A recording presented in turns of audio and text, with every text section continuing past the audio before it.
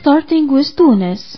Tunisian demonstrators defied the threat of a security clampdown on Wednesday as they spilled onto the streets of the capital and at least 4 other towns for a third night of violent protests fueled by economic hardship. This comes as police fired tear gas to disperse crowds in Tunis and in Teborba, a small town nearby where one protester was killed on Monday, according to what witnesses said. About 50 policemen were wounded in Tuesday's violence and 237 people were arrested, including 2 Islamists, according to the Interior Ministry spokesman. On to Syria's profile, Syrian insurgent groups have launched a counter-offensive against government forces advancing toward a major rebel-held air base in the country's northwest, capturing several villages and taking prisoners. The counter-offensive by several factions started overnight. By Thursday morning, it slowed down the government push toward the Abu Zuhur air base that has been held by rebels since 2015. The Syrian Observatory for Human Rights confirms the insurgents have taken several villages, adding that 11 pro-government fighters were captured and 16 insurgents were killed. On the other side of the world, European Union powers on Thursday urged US President Donald Trump to endorse a key nuclear agreement with Iran, saying the deal is essential for international security. The foreign ministers of Britain, France and Germany threw their weight behind the pact limiting Iran's nuclear ambitions and insisted that the Islamic Republic is respecting it. Moreover, EU Foreign Policy Chief Federica Mogherini, who hosted Thursday's meeting, said that unity is essential to preserve a deal that is working, that is making the world safer, that is preventing a nuclear arms race in the region. On to EU-Turkish relations. The country holding the European Union presidency says it wants to work hard to improve relations with Turkey during its 6 months at the helm. The Bulgarian Prime Minister said on Thursday that the EU has to try and better relations with Turkey.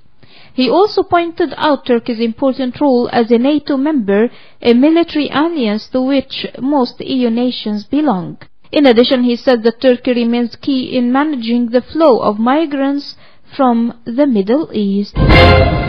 Away from politics to natural crises, hundreds of searchers continued the grueling work on Thursday of hunting for survivors and digging up bodies in the sea of mud and wreckage left by flash flooding in the coastal enclave. Search and rescue teams from all over California were working their way through the muck and wreckage of Montecito. Authorities said that by Wednesday, some 500 searchers had covered about 75% of the inundated area. Moreover, the death toll from Tuesday's pre-dawn flash flood rose to 17 on Wednesday, as more bodies were found, but another 17 were still reported missing. Meanwhile, a series of 8 earthquakes hit the Iran-Iraq border area and rattled Baghdad on Thursday, apparent aftershocks of a Templar that struck the region in November and killed over 530 people. The U.S. Geological Survey said 7 of the quakes struck near the Iraqi city of Mandali, 120 kilometers northeast of the Iraqi capital.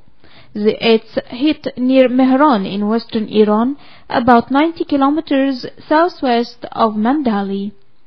All the earthquakes struck within an hour of each other. 6 had a preliminary magnitude of at least 5, while 2 registered at magnitude 4. Going to our economic news, the German economy accelerated last year to grow by 2.2%, putting in its strongest performance for 6 years, according to what official data showed on Thursday. The figure released by the Federal Statistical Office was the strongest since 2011. Gross domestic product expanded by 1.9% in 2016 and 1.7% in 2015. Household spending by Germans was up 2% last year, while investment in machinery and other equipment was up 3.5%. Moreover, exports grew by 4.7%, but they were outpaced by imports, which expanded by 5.2%. And finally, global stocks stabilized on Thursday after a tumble the day before. Britain's FTSE 100 rose 0.2% to 7,761, and France CAC 40 was up 0.1%, at 507. Germany's DAX dipped 0.1% to 13,270 despite data showing the economy grew last year at its fastest pace in 6 years. Futures augured the small gains on Wall Street with S&P and Dow futures both up 0.2%. Meanwhile, Japan's Nikkei 225 fell 0.3% to 23,710.43, but the Shanghai Composite Index erased earlier losses to edge 0.1% higher at 3,425.34.